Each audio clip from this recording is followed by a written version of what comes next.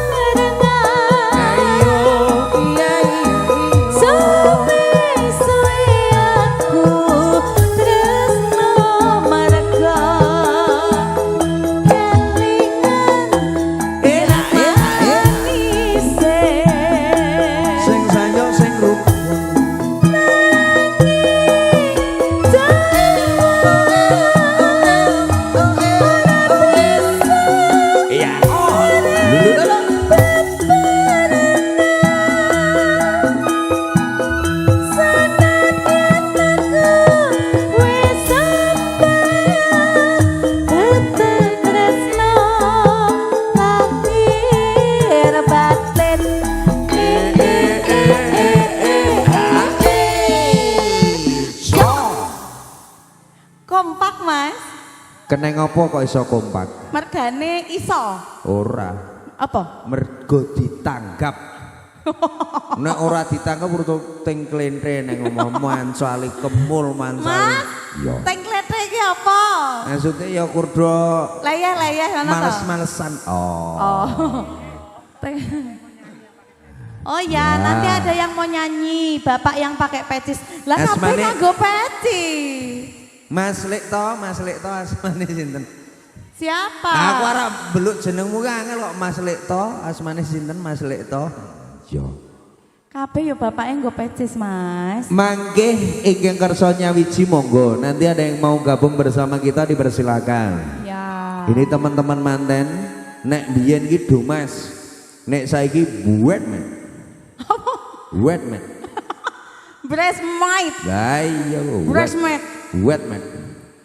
Teman-teman Wetman nanti juga pengen nyanyi dipersilakan monggo. Boleh. Ada Mr. Anu ini MC yang paling ganteng segunung kidul. Oh. Apa terus kok sesak blangkone, Mas? Aku malah dadi kok ngene. Brono. Ya, Saiki wes. paling ganteng ki wis kalah aku karo sing nom-nom. Biyen aku paling ganteng tahun pinginane, saiki wis kalah. Oh, saiki wis kalah. Oh, rumangsa tuwa to.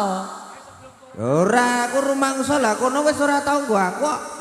Saiki kono MC-ne sing kae kok. Oh iya, aku ya ngono, wingi rong dina ora dijak. Berarti wis ora ayu kowe ya. Ora apa-apa, iya aku ketok ya wis ora payu, Mas. Apane? Oh, ora ngono lek. Aku lho. Apa? Ora apa-apa. Jajar ki, bajet ki. Ah, iki omongane wis tekan ngendi-endi ya.